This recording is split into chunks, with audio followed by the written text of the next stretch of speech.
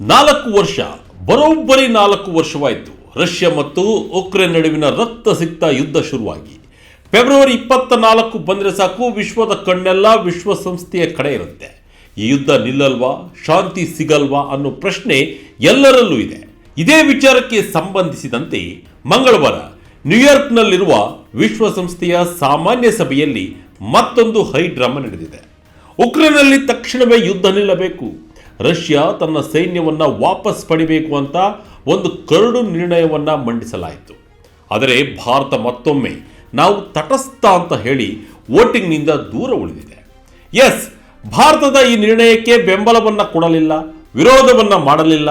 ಅಚ್ಚರಿ ಅಂದರೆ ಭಾರತದ ಜೊತೆ ಈ ಬಾರಿ ಅಮೆರಿಕ ಕೂಡ ವೋಟ್ ಮಾಡದೆ ದೂರ ಉಳಿದಿರೋದು ಅಂತಾರಾಷ್ಟ್ರೀಯ ಮಟ್ಟದಲ್ಲಿ ದೊಡ್ಡ ಚರ್ಚೆಗೆ ಕಾರಣವಾಗಿದೆ.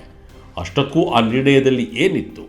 107 ದೇಶಗಳು ಉಕ್ರೇನ್ ಪರ ನಿಂತಾಗ ಭಾರತದ ಸೇರಿ 51 ದೇಶಗಳು ಯಾಕೆ ಸೈಲೆಂಟ್ ಆದವು? ಜೆಲೆನ್ಸ್ಕಿ ಮತ್ತು ವಿಶ್ವಸಂಸ್ಥೆಯ ಮುಖ್ಯಸ್ಥರು ಹೇಳಿದ್ದೇನು? ಭಾರತದ ಈ ನಡೆಗೆ ಅಸಲಿ ಕಾರಣವೇನು? ಇದೆಲ್ಲದರ ಕಂಪ್ಲೀಟ್ ಡೀಟೇಲ್ಸ್ ಇಲ್ಲಿದೆ ನೋಡಿ.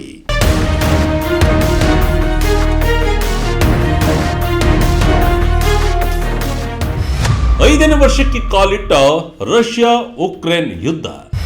ವಿಶ್ವಸಂಸ್ಥೆಯಲ್ಲಿ ಉಕ್ರೇನ್ಗೆ ಶಾಕ್ ನೀಡಿದ ಅಮೆರಿಕ, ತಟಸ್ಥವಾಗಿ ಉಳಿದ ಭಾರತ ರಷ್ಯಾ ಪರ ನಿಲುವು. ಹೌದು, ಮಂಗಳವಾರ ವಿಶ್ವಸಂಸ್ಥೆಯ ಸಾಮಾನ್ಯ ಸಭೆಯಲ್ಲಿ ಉಕ್ರೇನ್ನಲ್ಲಿ ಶಾಶ್ವತ ಶಾಂತಿಗಾಗಿ ಬೆಂಬಲ ಎಂಬ ಕರಡು ನಿರ್ಣಯವನ್ನು ಮಂಡಿಸಲಾಗಿತ್ತು. ಈ ಪ್ರಸ್ತಾಪವನ್ನು ಸ್ವತಃ ಉಕ್ರೇನ್ ಮಂಡಿಸಿತ್ತು. ರಷ್ಯಾ ಉಕ್ರೇನ್ ಮೇಲೆ ಆಕ್ರಮಣ ಮಾಡಿ 4 ವರ್ಷ ಕಳೆದಿರುವ ಹಿನ್ನೆಲೆಯಲ್ಲಿ ಈ ನಿರ್ಣಯ ಮಂಡಿಸಲಾಗಿತ್ತು. ಇದರ ಪ್ರಮುಖ ಉದ್ದೇಶ ಏನಿತ್ತು ಅಂದರೆ, ತಕ್ಷಣವೇ ಸಂಪೂರ್ಣವಾಗಿ ಮತ್ತು ಯಾವುದೇ ಷರತ್ತುಗಳಿಲ್ಲದೆ ಕದನ ವಿರಾಮ ಘೋಷಣೆ ಆಗಬೇಕು ಅನ್ನೋದು. ಅಮೆರಿಕ, ಭಾರತ ಸೇರಿ ಬಹಳಷ್ಟು ದೇಶಗಳು ಯುದ್ಧ ನಿಂತು ಶಾಂತಿ ಸ್ಥಾಪನೆ ಆಗಬೇಕು ಎಂದು ಹೇಳುತ್ತಿದ್ದವು. ಆದರೆ ವೋಟಿಂಗ್ ರಿಸಲ್ಟ್ ಬೇರೆಯದ್ದೇ ಆಗಿತ್ತು. ಒಟ್ಟು 193 ಸದಸ್ಯ ಬಲದ ಅಸೆಂಬ್ಲಿಯಲ್ಲಿ 107 ದೇಶಗಳು ಈ ನಿರ್ಣಯದ ಪರವಾಗಿ ವೋಟ್ ಹಾಕಿವೆ, ಅಂದರೆ ಯುದ್ಧ ನಿಲ್ಲಬೇಕು ಅಂತ ಆಗ್ರಹಿಸಿವೆ. ಇನ್ನು ರಷ್ಯಾ ಸೇರಿ 12 ದೇಶಗಳು ಇದರ ವಿರುದ್ಧವಾಗಿ ವೋಟ್ ಹಾಕಿವೆ. ಆದರೆ ಅತಿ ಮುಖ್ಯವಾದ ಸಂಗತಿ ಅಂದರೆ, ಭಾರತ ಸೇರಿ ಒಟ್ಟು 51 ದೇಶಗಳು ಈ ವೋಟಿಂಗ್ ಪ್ರಕ್ರಿಯೆಯಿಂದಲೇ ದೂರ ಉಳಿದಿವೆ. ಭಾರತದ ಜೊತೆ ಯಾವೆಲ್ಲ ಪ್ರಮುಖ ರಾಷ್ಟ್ರಗಳು ವೋಟ್ ಮಾಡಿಲ್ಲ ಎಂಬುದನ್ನು ಗಮನಿಸಿದರೆ, ನೆರೆಯ ಚೀನಾ, ಬಾಂಗ್ಲಾದೇಶ, ಶ್ರೀಲಂಕಾ, ಬ್ರೆಜಿಲ್, ದಕ್ಷಿಣ Africa, Bahrain, United Arab Emirates ಮತ್ತು ಎಲ್ಲಕ್ಕಿಂತ ಮುಖ್ಯವಾಗಿ ಅಮೆರಿಕ. ಹೌದು, ನೀವು ಕೇಳ್ತಾ ಇರೋದು ನಿಜ. ಉಕ್ರೇನ್ ಪರ ಸದಾ ಬ್ಯಾಟಿಂಗ್ ಮಾಡ್ತಿದ್ದ ವಿಶ್ವದ ದೊಡ್ಡಣ್ಣ ಅಮೆರಿಕ ಕೂಡ ಈ ಬಾರಿ ತಟಸ್ಥವಾಗಿ ಉಳಿದಿರೋದು ದೊಡ್ಡ ಬದಲಾವಣೆ. ಜೆಲೆನ್ಸ್ಕಿ ಟ್ವೀಟ್, ಗುಟೆರಸ್ ಆಕ್ರೋಶ, ಯುದ್ಧ ನಿಲ್ಲಿಸಿ ಎಂದು ವಿಶ್ವದ ಕಳಕಳಿ. 107 ದೇಶಗಳು ಬೆಂಬಲಿಸಿರುವುದರಿಂದ ಈ ನಿರ್ಣಯ ವಿಶ್ವಸಂಸ್ಥೆಯಲ್ಲಿ ಪಾಸ್ ಆಗಿದೆ. ಈ ನಿರ್ಣಯ ಪಾಸ್ ಆಗುತ್ತಿದ್ದಂತೆ ಉಕ್ರೇನ್ ಅಧ್ಯಕ್ಷ ವೊಲೋಡಿಮಿರ್ ಜೆಲೆನ್ಸ್ಕಿ ರವರು ಫುಲ್ ಖುಷ್ ಆಗಿದ್ದಾರೆ.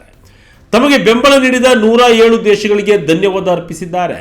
ಎಕ್ಸ್ ಖಾತೆಯಲ್ಲಿ ಈ ಬಗ್ಗೆ ಪೋಸ್ಟ್ ಮಾಡಿರುವ ಅವರು, ಇಂದು ವಿಶ್ವಸಂಸ್ಥೆಯಲ್ಲಿ ಉಕ್ರೇನ್ ಪರವಾಗಿ, ಜೀವದ ಪರವಾಗಿ ನಿಂತ ಪ್ರತಿಯೊಂದು 107 ದೇಶಗಳಿಗೂ ನಾನು ಅಭಾರಿಯಾಗಿದ್ದೇನೆ. ಶಾಶ್ವತ ಶಾಂತಿಗಾಗಿ, ನಮ್ಮ ಜನರ ಸುರಕ್ಷಿತ ವಾಪಸತಿಗಾಗಿ ಈ ನಿರ್ಣಯ ತುಂಬ ಮುಖ್ಯ. ಇದು ಸರಿಯಾದ ಮತ್ತು ಅಗತ್ಯವಾದ ಹೆಜ್ಜೆ ಎಂದು ಬರೆದುಕೊಂಡಿದ್ದಾರೆ. ನಾವು ನಮ್ಮ ಪಾಲುದಾರರ ಜೊತೆ ಕೂಡಿ ಶಾಂತಿಗಾಗಿ ಕೆಲಸ ಮಾಡುವುದನ್ನು ಮುಂದುವರಿಸುತ್ತೇವೆ ಅಂತ ಜೆಲೆನ್ಸ್ಕಿ ಹೇಳಿದ್ದಾರೆ. ಇನ್ನೊಂದೆಡೆ ವಿಶ್ವಸಂಸ್ಥೆಯ ಪ್ರಧಾನ ಕಾರ್ಯದರ್ಶಿ ಆಂಟೋನಿಯೋ ಗುಟೆರಸ್ ರವರು ರಷ್ಯಾ ವಿರುದ್ಧ ಸಿಕ್ಕಾಪಟ್ಟೆ ಗರಂ ಆಗಿದ್ದಾರೆ. ಮಂಗಳವಾರಕ್ಕೆ ರಷ್ಯಾ ಆಕ್ರಮಣ ಶುರುವಾಗಿ 4 ವರ್ಷ ತುಂಬಿದೆ.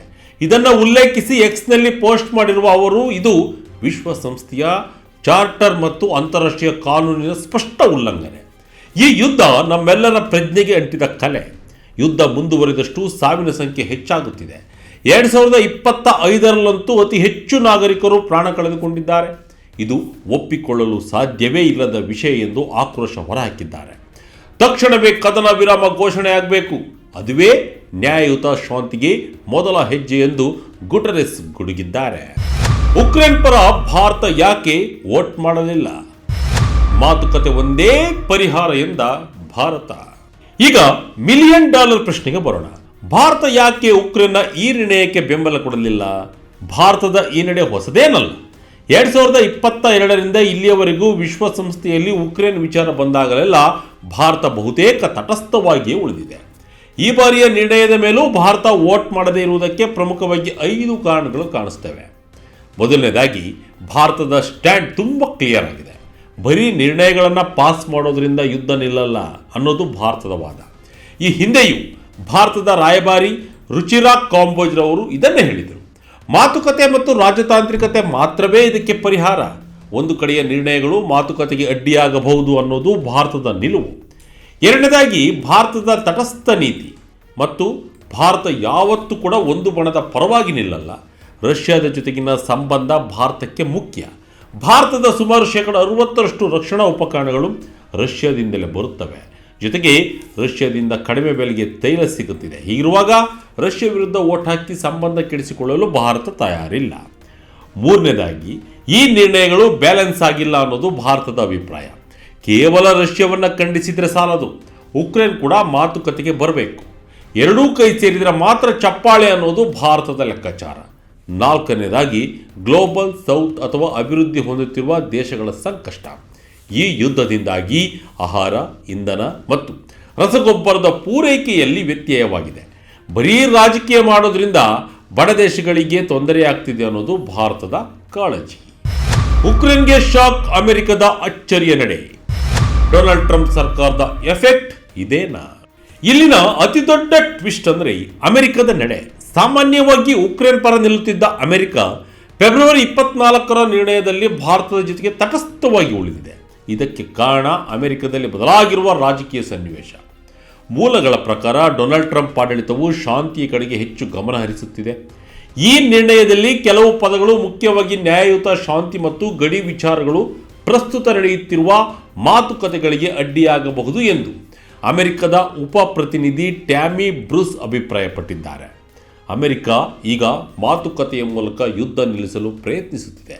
ಹೀಗಾಗಿ ಕಠಿಣವಾದ ನಿರ್ಣಯಗಳಿಗೆ ಬೆಂಬಲ ನೀಡುತ್ತಿಲ್ಲ ಎನ್ನಲಾಗಿದೆ. ಇದು ಬೈಡನ್ ಕಾಲದ ನೀತಿಗಿಂತ ಸಂಪೂರ್ಣ ಭಿನ್ನವಾಗಿದೆ. ಉಕ್ರೇನ್ ಮಂಡಿಸಿದ ನಿರ್ಣಯದಲ್ಲಿ ಏನಿತ್ತು? 2020ರಿಂದಲೂ ಭಾರತದ್ದು ಒಂದೇ ಸ್ಟ್ಯಾಂಡ್.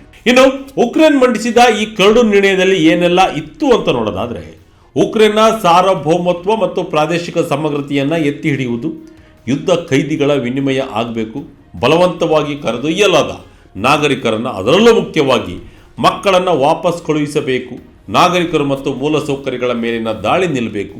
ಈ ಎಲ್ಲ ಅಂಶಗಳು ವಿಶ್ವಸಂಸ್ಥೆಯ ಚಾರ್ಟರ್ ಪ್ರಕಾರ ಇವೆ ಅಂತ ಉಕ್ರೇನ್ ವಾದಿಸಿತ್ತು.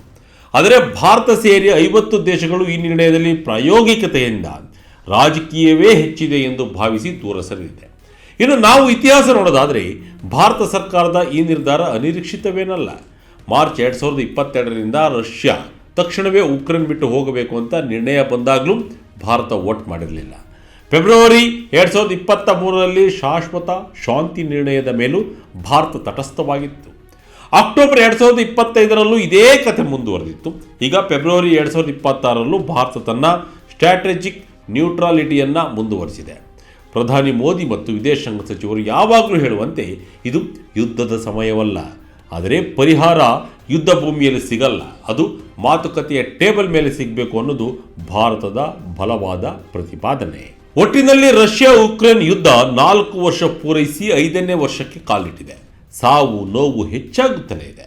ವಿಶ್ವಸಂಸ್ಥೆಯಲ್ಲಿ ನಿರ್ಣಯಗಳ ಮೇಲೆ ನಿರ್ಣಯಗಳು ಪಾಸ್ ಆಗ್ತವೆ, ಆದರೆ ಗ್ರೌಂಡ್ ರಿಯಾಲಿಟಿ ಮಾತ್ರ ಬದಲಾಗ್ತಿಲ್ಲ. 107 ದೇಶಗಳು ಉಕ್ರೇನ್ ಪರ ನಿಂತರೂ ಭಾರತ, ಚೀನಾ, ಬ್ರೆಜಿಲ್ ಮತ್ತು ಅಮೆರಿಕದಂತಹ ಪ್ರಬಲ ದೇಶಗಳು ತಟಸ್ಥವಾಗಿ ಉಳಿದಿರುವುದು ಯುದ್ಧ ನಿಲ್ಲಿಸಲು ಕೇವಲ ಎಮೋಷನಲ್ ನಿರ್ಣಯಗಳು ಸಾಲದು, ಪ್ರಾಕ್ಟಿಕಲ್ ಆದ ರಾಜತಾಂತ್ರಿಕ ಮಾತುಕತೆ ಬೇಕು ಅನ್ನೋದನ್ನು ಸಾರಿ ಹೇಳ್ತಿದೆ. ಮುಂದೇನಾಗುತ್ತೆ ಎಂಬುದನ್ನು ಕಾದು ನೋಡಬೇಕಿದೆ. ಇದಾಗಿತ್ತು ಈ ಕ್ಷಣದ ಇಂಟ್ರೆಸ್ಟಿಂಗ್ ಸ್ಟೋರಿ. ಇದೇ ರೀತಿ ಸ್ಟೋರಿಗಾಗಿ Vijaya Karnataka website, YouTube page, Facebook page follow ಮಾಡ್ತಾ ಇರಿ. ಧನ್ಯವಾದಗಳು.